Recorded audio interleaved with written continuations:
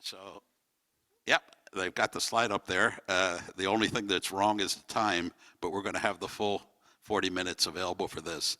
So our next panel is Design Justice, Gender-Based Issues and Neurodiversity.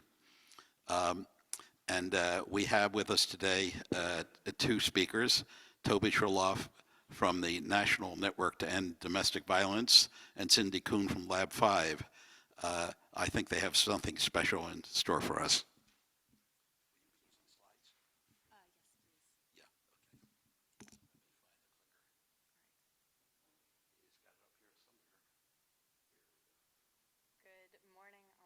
Afternoon, and if that was on, that would be better. Good morning, afternoon, and evening, especially for our Zoom participants who are all over the world. Thank you for the timer and the clicker. We have all the technology now. Appreciated. I would love that microphone also, if you don't mind leaving it here. Awesome. Okay, thank you. For about 170 years, World Expos have been spaces where we explore the future. Now, the earliest ones, those visions of the future were constructed by imperial and colonial leaders and by captains of industry with a strong science and technology focus. But in more recent years, the World Expos have become much more global. At the most recent expo, there were 192 countries, each with their own pavilion, presenting their own stories and their images of the future. Pavilions at the expo are immersive. There are sounds and sights and feelings and even smells and tastes sometimes. And so they also weave together the past and the future, intersecting at this present moment that we're in now. And the best of them urge us to consider our interrelationships with each other, with the more than human world, the natural world, and with our technologies, the technologies that we build and the technologies that shape us. So in our time with you today, we invite you to imagine that you're entering into one of these World Expo spaces and a couple of pavilions that we're going to offer you. Cyndi? All right. We're going to start with a visualization. We're going to walk into an expo space and we're going to go on a journey together. So if you're comfortable and if you're at home watching on Zoom, sit in a comfortable place and we're going to do a quick journey on a visualization to center ourselves in a space. So if you're comfortable, close your eyes. If you fall asleep, it's okay. If you want to leave your eyes open, can we click to the first slide? Can we have our slide 1, please? And if you don't, it's okay. It's just something pretty to look at. So close your eyes if you feel comfortable, and if not, just find a place in the room to look at. We're going to call up human wisdom, past and future. If everybody could take a deep breath.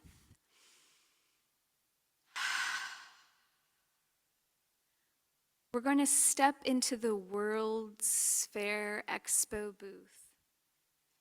But in order to get into this booth, you'll need to climb through a stand-up wardrobe cupboard. Step up into the tall wooden wardrobe.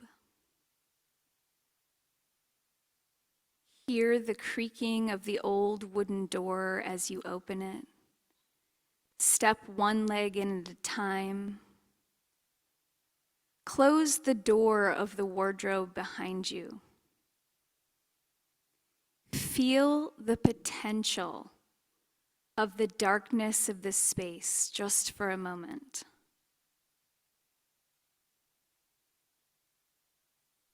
Now open the other door on the other side of the wardrobe, and you'll step into a forest.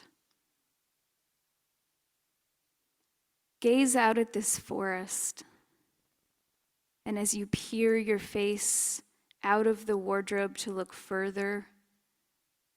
Feel the heat and the light of the sun as it streams down your face. Take it in. Feel the warmth. Step out of the wardrobe and take a few steps into the forest. And suddenly you see in your mind's imagination a young, joyful, curious child. This child is young and of preschool age, running around exploring in the forest.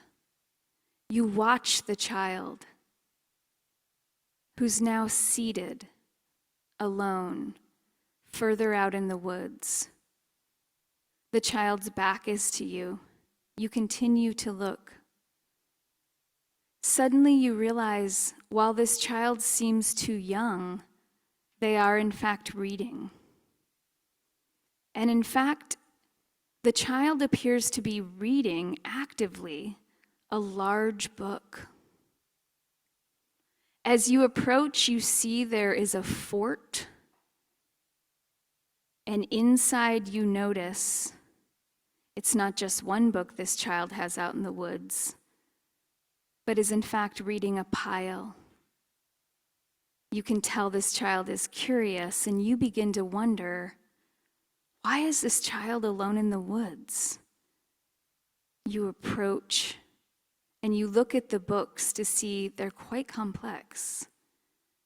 Suddenly your mind starts to think, how could this child be reading? This young child reading books on science and politics? You pause and gaze further out into the woods. You see the child's fort extends. You see all along the walls of the fort words and letters scattered about.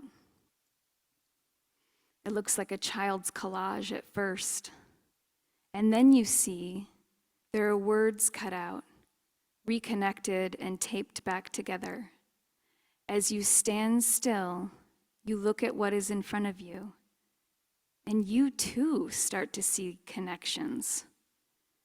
You begin to rub your eyes and think, this has to be nonsense, this has to be dream, this is a child.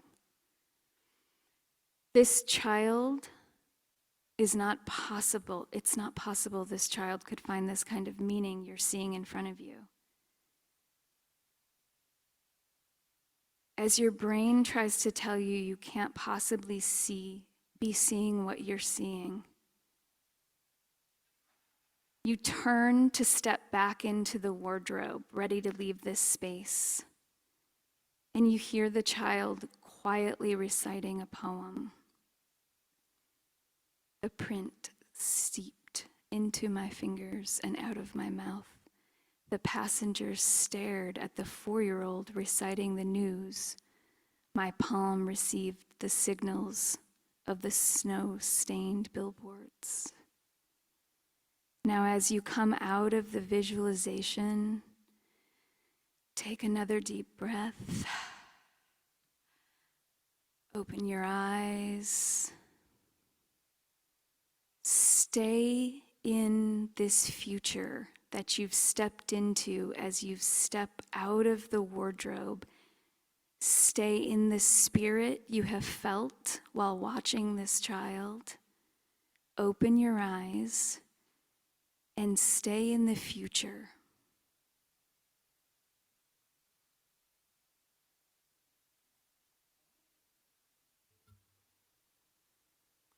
Moving from a space of experiencing into a space of designing, we have to consider who is in the future that we're designing for.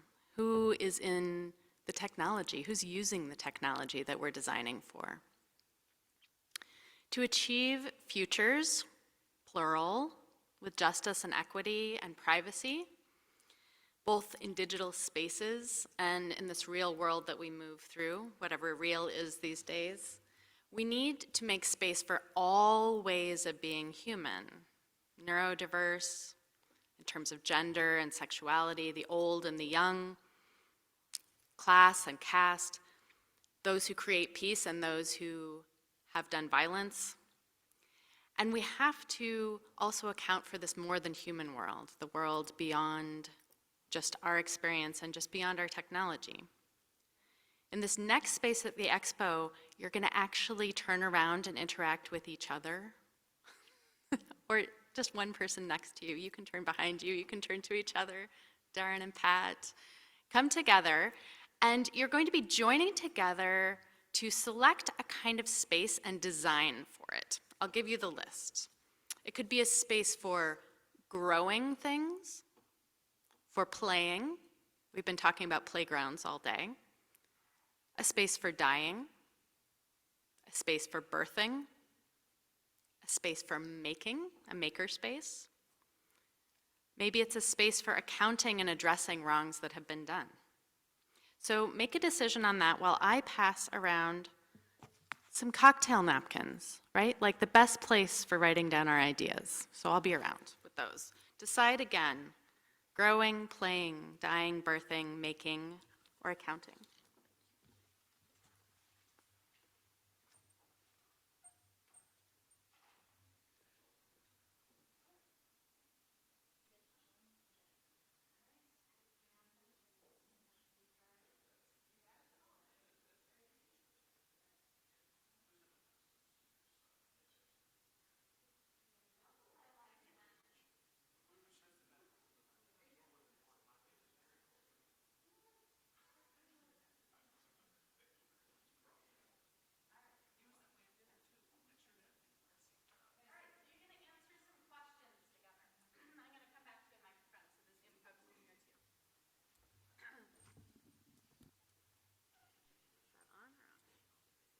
That's on? There we go. All right, so for the Zoom folks also. So those in the room, those on Zoom. In Zoom, you can all use the chat to play together, or maybe you can come off of mute and talk to each other. But in your space, you're going to be answering some questions. Okay, so one question is, who is in this designing community? Who needs to be a part of designing this space?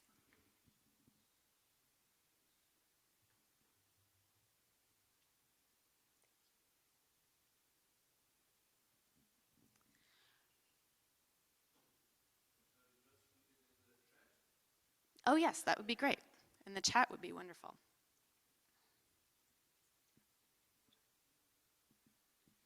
And then who's going to use the space?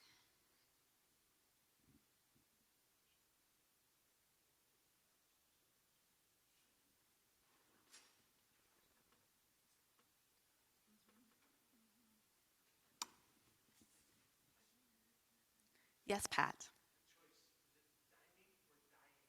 Dying, but dining would be fine too. Yeah. So who's designing this space and who will use the space?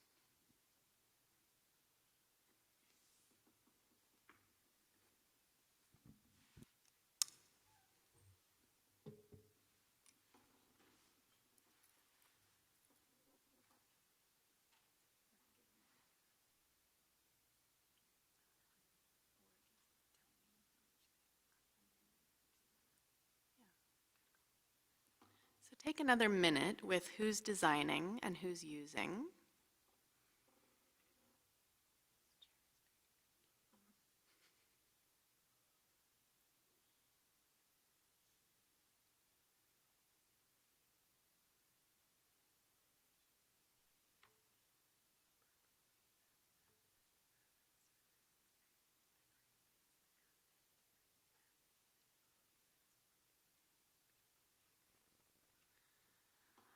All right. Who else cares? Besides who's designing and who's using, who else cares about this space?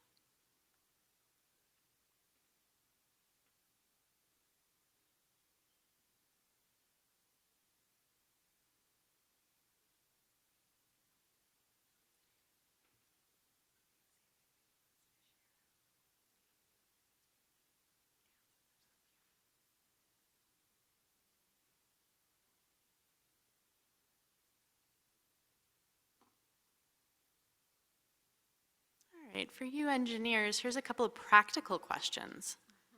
What are the requirements and what are the essential elements? Requirements and essential elements. Take about 2 minutes on that.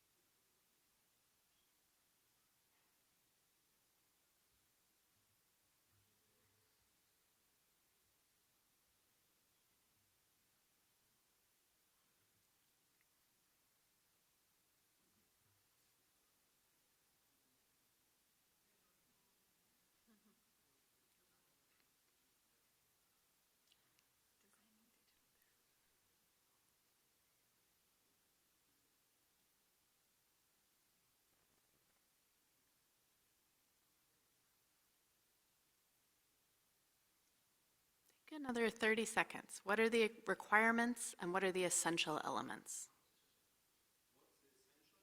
Yeah, what are the essential elements?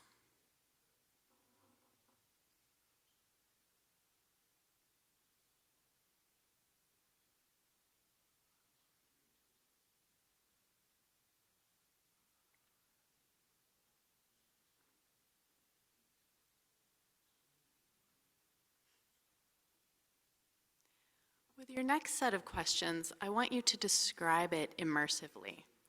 What does it look like? What does it sound like? What does it feel like? What does it smell like? Take about 2 minutes on those. The look, the sound, the feel, the smell.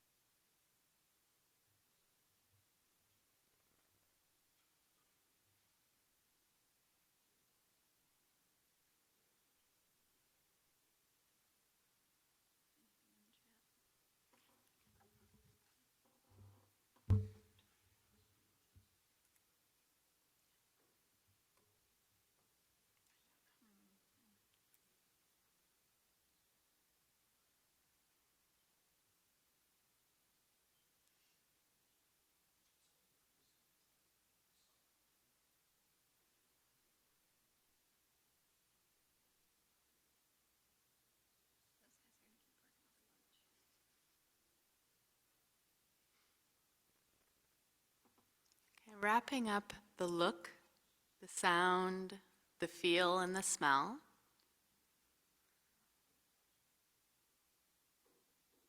The last question is, where is it? Where is it? Where is this space?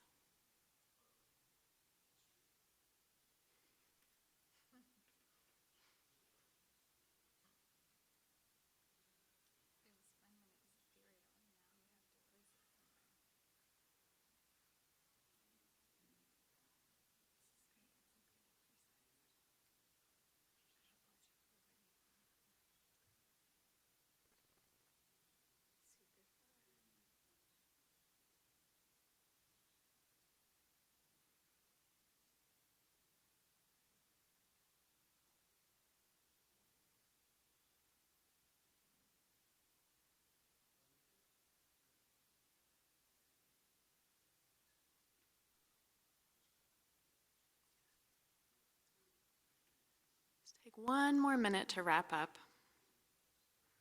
And then we're going to ask at least one group in the room, more if you want, and the group online to share. Wonderful tech folks in the back, would you be able to share Zoom up here? Yes, awesome. They're fabulous. Great.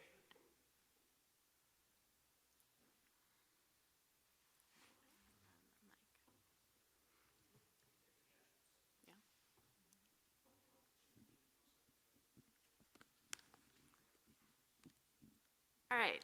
Would anyone in the room like to share?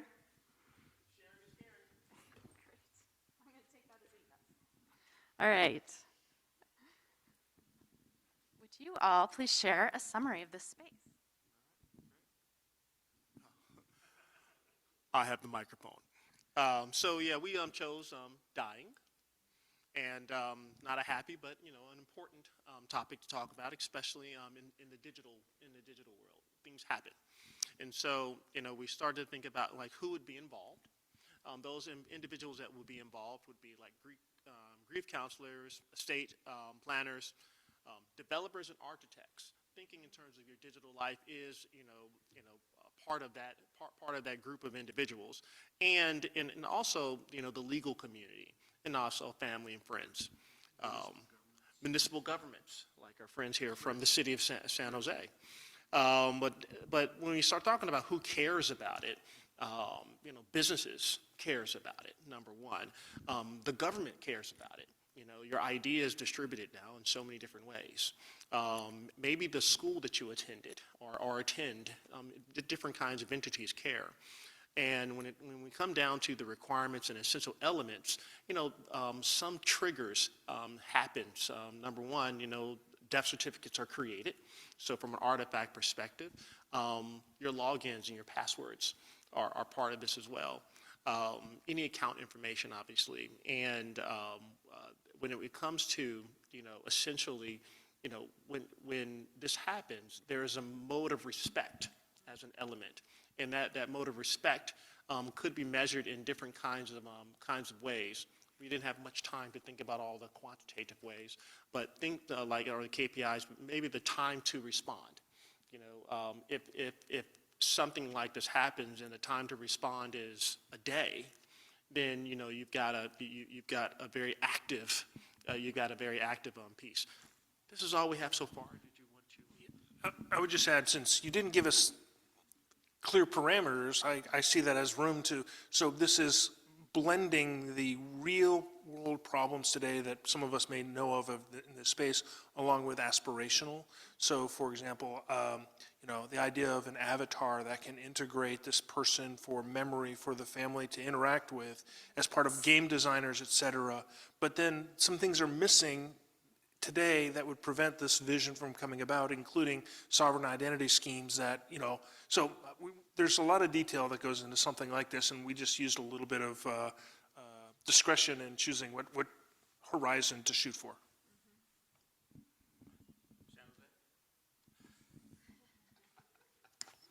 Since I'm being inculcated into this group, one thing maybe we didn't have too much time to really delve into, but at a certain point when we're talking about what control I have or someone has over this sovereign identity, we need to think about it, in my opinion, in the sense of I'm passing it down. I'm passing it down in the same way I pass down land. I pass down, and it's an inheritance.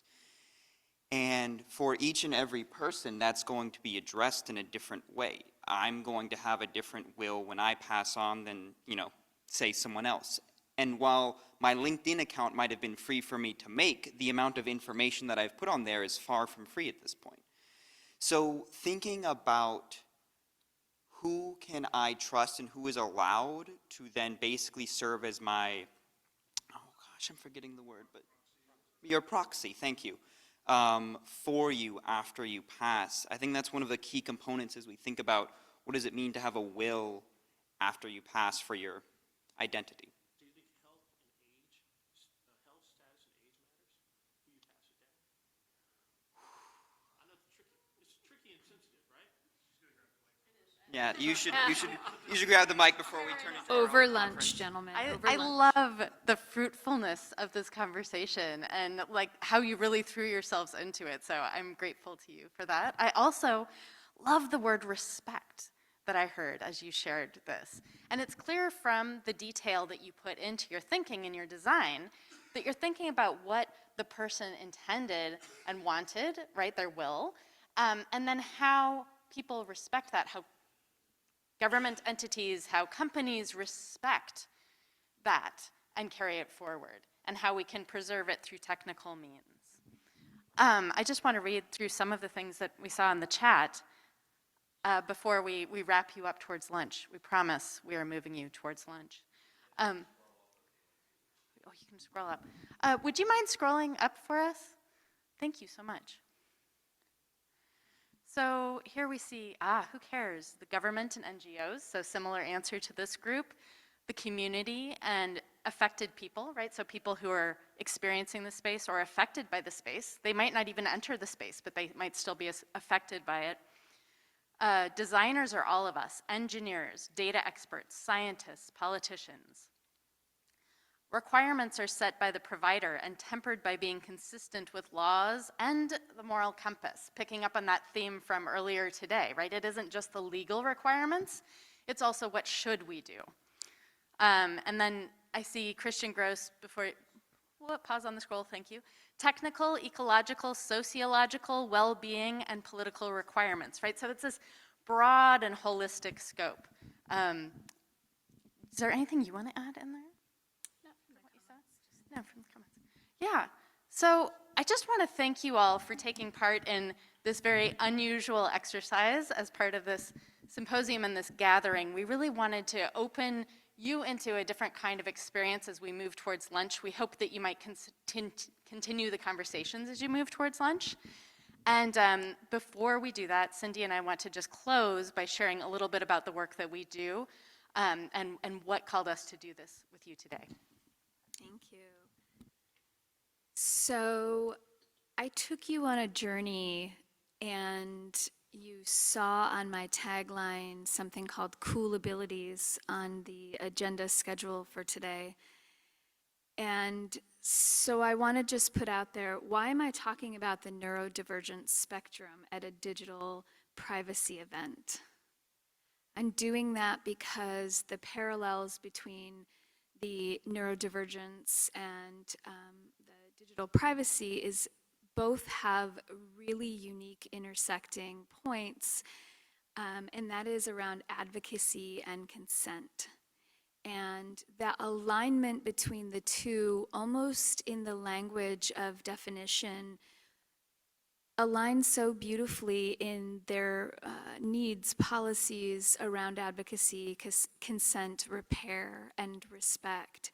And so the idea to bring this today also has to do with a lot of the IEEE community we have has neurodivergent spectrum diagnoses that, if we're mindful of, is incredibly beneficial to our community. So humans across the globe, the growth of diagnoses on neurodivergent spectrum is not a novelty.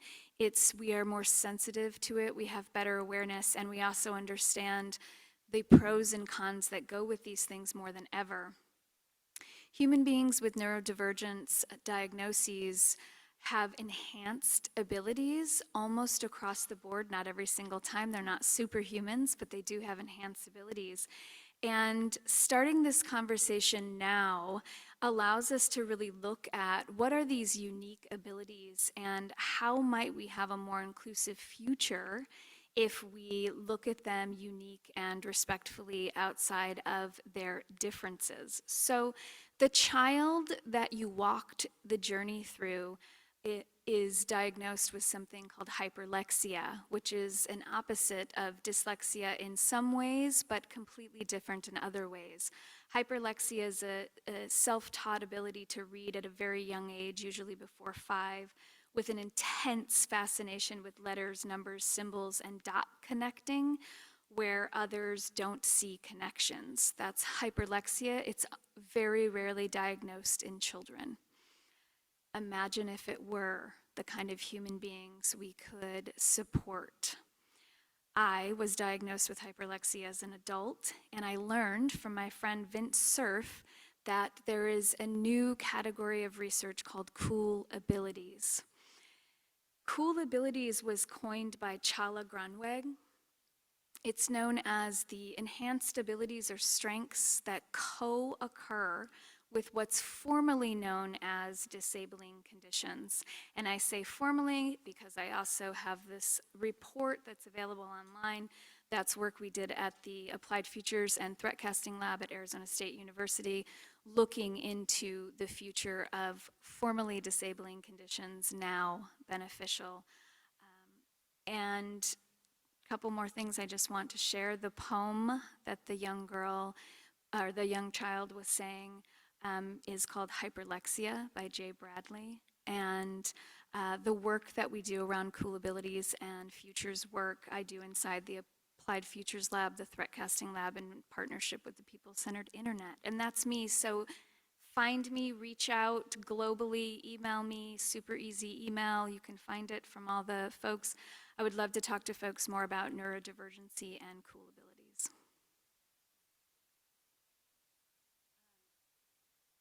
Turning on the thing again. So I've worked for about 25 years in the field of gender-based violence, and I've also loved technology from a very young age. About 20 years ago, I started working at the intersection of technology and gender-based violence, looking at how technologies of everyday life, back then it wasn't smartphones, but now it is, how big data, how social media impact people who are experiencing violence in their personal lives. And in that process, I really started to wonder, because I love history and I love technology, why are things the way they are, and could they be different? And that led me to meet Dr. Katina Michael and to enter into that public interest technology program she was talking about, to really say, how is it that we could make different choices in the design process and the implementation process that would reduce the likelihood that these very powerful tools that we have could be used for harm, and increase the likelihood that instead we could use it to increase people's safety, privacy, increase positive social bonds between each other, and to really move us forward together into futures that work for everyone. I also am very interested in this privacy space, but also the safety space, the work of trust and safety workers within tech companies to be reducing those bad things and promoting the good things is really interesting to me, and I've been researching that. This discussion that we've had today around what is trust and how do we design for trust, how do we create the architectures of trust, how do we do that for privacy, and how do we also do that for safety? So often we are looking very appropriately at these models of protecting individuals against corporate and state surveillance. We also need to consider threat models that involve an individual coming after another individual that they know. It isn't a remote hacker, it's someone who knows all your answers to your secret questions, who can just take your phone from the bedside table and read it. So our security needs to be different, our design needs to be different, and I am so grateful for the time that you all have taken to listen to us today, but to listen to each other and to be together in this space, online and in real life. And as Cyndi said, I would love to continue the conversation. And without further ado, we're going to let you go for lunch. Yeah. So thank you all very much.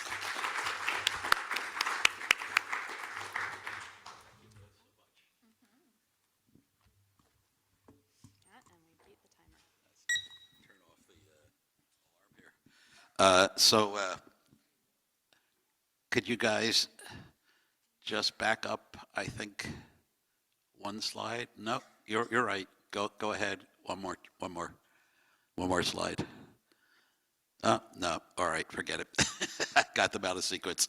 I made a terrible error, which I want to apologize to our last two panelists. I didn't turn the page when I was introducing them, and I think you probably have got a good sense of who they are from what they said, but let me just put a little footnote on that so that just rewind and pretend the panel hasn't started yet.